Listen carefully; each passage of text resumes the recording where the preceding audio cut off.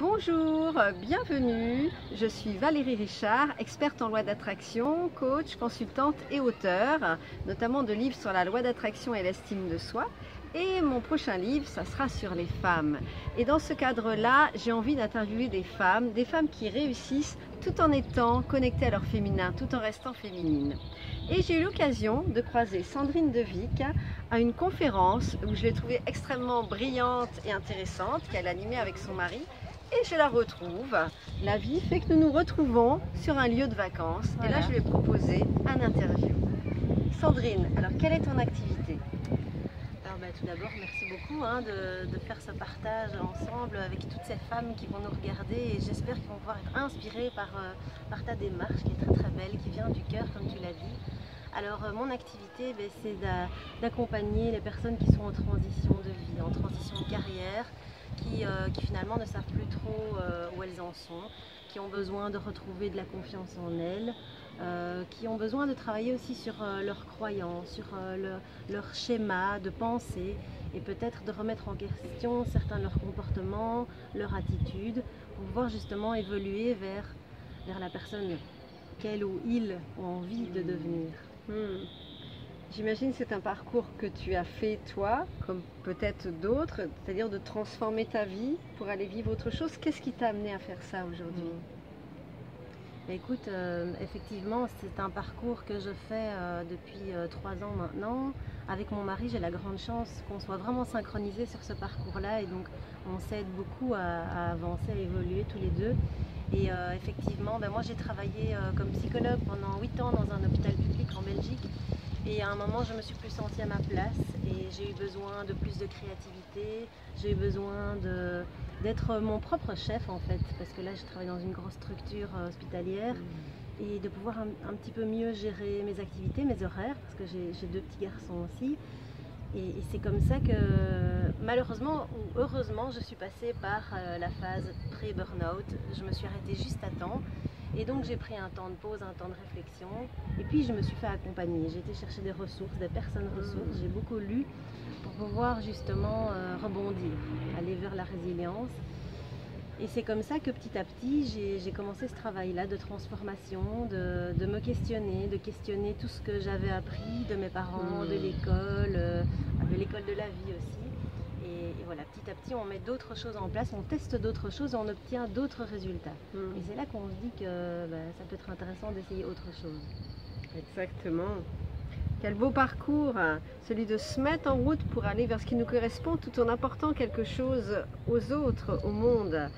Et moi, j'ai envie de te demander, en tant que femme, pour encourager toutes les femmes qui peut-être n'osent pas se lancer pour vivre ce qu'elles ont à vivre, pour apporter aux autres une aide, un accompagnement, et comment tu as vécu ça en tant que femme, puisque tu dis tu as 2 petits garçons, tu as un mari, tu as une famille, comment tu arrives à concilier tout ça?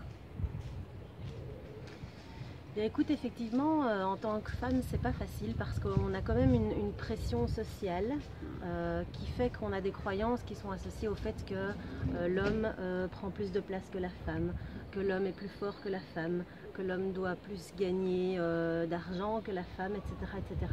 Mais tout ça, ça ne nous appartient pas, et en fait, ce n'est pas vrai. Et finalement, lorsqu'on peut se connecter à cette féminité, à ce féminin divin qui est en nous, on peut se rendre compte qu'on peut développer des compétences, qu'on peut retrouver des talents qu'on avait quand on était toute petite, qu'on peut les faire s'amplifier et vraiment reprendre possession de tout ça, et puis pouvoir justement les utiliser à bon escient pour arriver à gérer tout ce qu'on a à gérer. Parce que dans notre réalité aujourd'hui, quand on est femme sur le marché du travail, lorsqu'on est maman, lorsqu'on est en couple, on a effectivement beaucoup de choses à faire. Et très souvent, beaucoup plus de choses à faire que les hommes. Et c'est là qu'on se rend compte qu'en fait, on a énormément de force en nous, qu'on est capable de s'occuper de nos enfants, de notre couple, de nos parents. Et en fait, ce qu'on se rend compte, c'est que les femmes ne prennent pas le temps de s'occuper d'elles. On se dit, mais comment c'est possible, on s'occupe de tout ce petit monde-là, et puis on ne s'occupe pas de nous, alors qu'on est capable de gérer énormément de choses en même temps. Maintenant, ce qui est important aussi, c'est de prendre conscience de tout ce qu'on fait pour ne pas s'épuiser. On a besoin d'aller rechercher des ressources aussi Donc voilà, je pense que c'est un travail qui demande du temps et qui demande d'aller chercher des ressources pour pouvoir faire les choses justes. Sinon, on veut trop faire et puis quand on est dans cet élan aussi d'expansion féminin, on a envie de faire beaucoup de choses, il y a beaucoup d'enthousiasme, beaucoup de puissance, beaucoup de créativité et c'est important de s'écouter, de se respecter. Et parfois beaucoup de fatigue, effectivement. Et j'aime bien donner des clés à toutes celles et tous ceux qui nous écoutent également. Une clé pour se ressourcer, justement. Quelle serait la clé entre tout ça? Qu'est-ce que tu fais toi pour prendre soin de toi au quotidien ou régulièrement? Alors, déjà j'aime beaucoup respirer, prendre du temps pour méditer, mais c'est vrai que dans la vie de femme active, je ne prends pas toujours le temps de le faire. Par contre, il y a quelque chose que j'adore faire, c'est danser. Et là, je pense que c'est quelque chose qui me défoule, qui me fait beaucoup de bien. Ma tête se vide, mon corps peut s'exprimer. J'aime bien quand il y a vraiment beaucoup de rythme. Et donc, j'essaye chaque semaine d'aller à mon cours de danse de Zumba. Et ça me fait énormément de bien. Et puis, on va retrouver aussi des gens qui sont dans une énergie positive. Donc voilà, je pense aller vers le sport, que ce soit de manière forte, puissante, intense, ou vers des activités de yoga, de méditation, des choses qui soient plus dans la sérénité. Voilà, ça ce sont mes ressources. Excellent, aller dans les deux polarités, à la fois le mouvement et le repos, pour mieux sentir la vie à l'intérieur de nous, se connecter à cette vie, puisque les femmes sont porteuses de vie en fait. Et notre mission, c'est ça, c'est d'amener de la vie en fait, d'amener plus de vie. Alors j'aimerais que nous terminions sur un conseil à donner aux femmes pour mieux être elles-mêmes dans leur vie au quotidien, tout en restant connectées à leur qualité féminine. Quel conseil aimerais-tu donner à toutes ces femmes?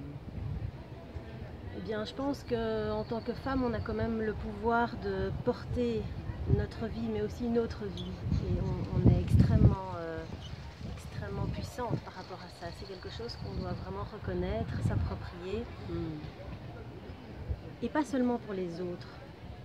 C'est important aussi de pouvoir se redonner ce côté puissance et divin à soi-même, de pouvoir se permettre des choses, de se donner l'opportunité d'être quelqu'un d'autre, d'aller vers d'autres choses auxquelles peut-être on n'aurait jamais pensé.